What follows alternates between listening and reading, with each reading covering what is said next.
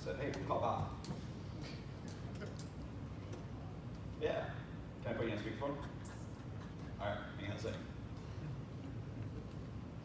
All right, thank you, Brett. Bob? Yes, sir. Hi, it's Alex. Hi, Alex, how are you? I'm very well, thanks. Hang on, I'm just sitting here by myself with 100 of my best friends.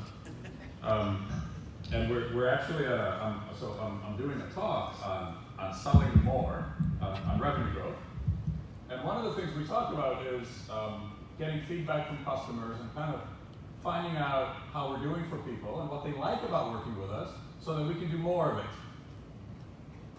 And so that's where this call comes out. And so instead of talking about it, I can show people, and in the process you can tell Brad how he's doing for it. Is that okay? That sounds excellent. And Bob, what's your last name, please? Harrington. Okay. And Harrington. okay. And how long have you been working with Brad, please? 5 years this month. Okay, 5-6 years. And what are some of your favorite things about working with him? What do you like best? The level of professionalism. They've got the entire staff that I've worked with are really excellent. They're very innovative. They come up with great ideas. I really like the fact that they are more than willing to challenge our ideas if they don't make sense, and in a very tactful way explain that to us. By the same token, myself and the user groups that we've worked with have the ability to challenge them in their ideas, and it's been a very, very comfortable working relationship to come up with some excellent projects. Catching up. Excuse me? I'm just catching up. I'm typing what you're saying as we're talking. Tell me about that you like that they challenge you. They're willing to challenge our ideas. Why is that important? What does that do for you, Bob? Because a lot of user groups that are not familiar with construction can come up with some really crazy ideas of things that they want. And I think it's very, very important that the architects be able to challenge those ideas and explain maybe why they won't work or how they need to be modified to actually be really effective. And some firms don't do that very well. It becomes more of an adversarial role. And the one thing that I have really, really enjoyed about Paragon is that never happens. If they don't have the expertise in-house, they bring the expertise to the table from an outside source. And again, like I said, I have not had any user group on any of the projects that we've done criticize in any way the working relationship with Paragon. It's just been an outstanding relationship. Catching up again.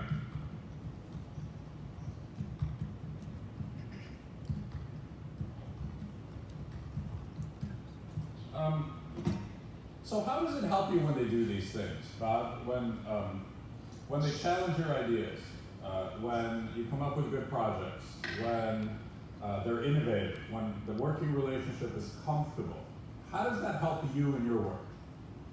Well, it obviously makes my job a lot easier dealing with the user groups. I don't have them coming to me after the meetings complaining about personalities, relationships, or, well, I really don't like this idea.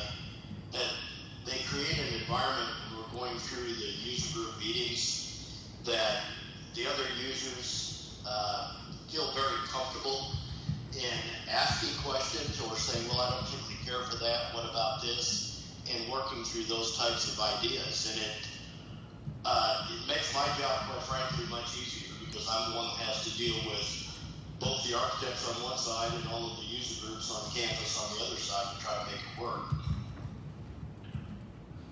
Does it save you time to work with Paragon? Absolutely. Yeah, they're extremely efficient. The meetings are well organized with the users. Like I said, they go through. They'll spend as much time as they need to till everybody feels comfortable with the plans that we're working for. You know, as a perfect example, we just remodeled the 2 floors of our math and science building. And Paragon actually brought in another firm that is a specialist in laboratories that piece piece of equipment that could go into a lab that they had built by a model maker.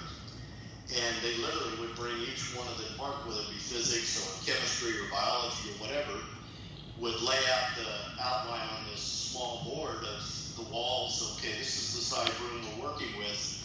Now you show us, where do you want the counters? If you're putting in hoods, where do you want the hoods?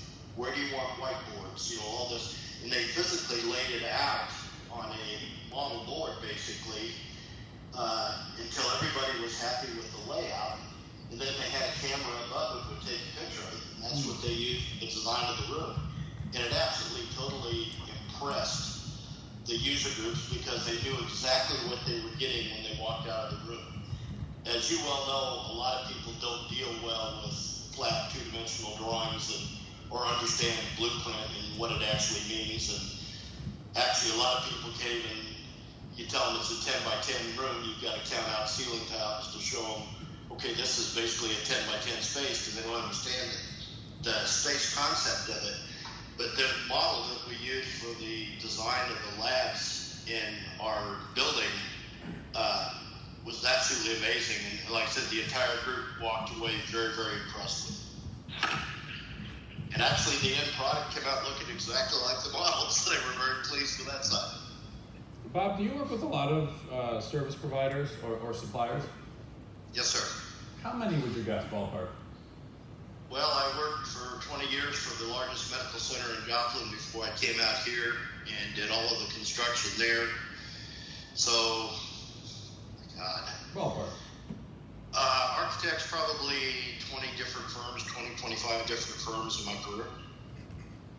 20 to 25 different architects in my career. And if you, Bob, if you rate them from best to worst on the kinds of things we're talking about here, innovation and comfort and saving time and challenging your ideas, where would you rank Brad and Paragon on that list? Probably right at the top. I've worked for some very good firms.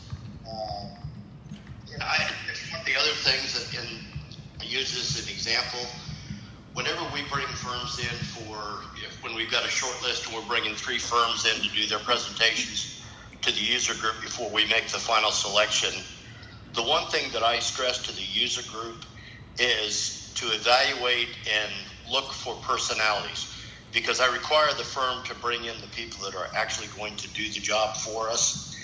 And what I try to tell people is, you got to like these people because we're going to spend a lot of time with them.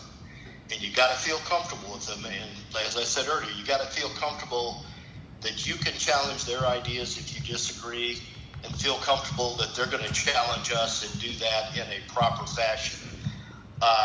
And like I said, with Paragon, I have found that to be truly outstanding.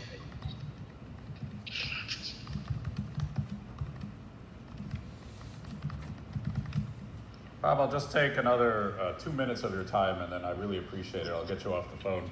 Not a problem. If you compare the, you told me earlier that it saves you time to work with Bob. So if you compare working with with Brad, if you compare working with Paragon to one of those architects in the middle of your pack of 25 that you've worked with, you know, somebody who's not quite as good, somebody who's kind of average, how much faster is it with Paragon, do you think? How much time does it save you? And you can put a percentage on it or hours, whatever's easier for you.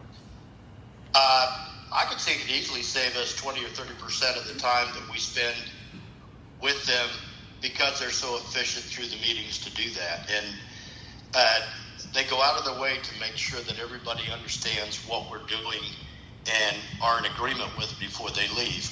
Some firms I've worked with, that's not the case. They try to force their ideas on the users, and the users kind of agree just because they're tired of arguing with them. And then as soon as they walk away, then, you know, I start getting all the phone calls of, well, I really don't like this, and I don't think they did this right, and stuff like that.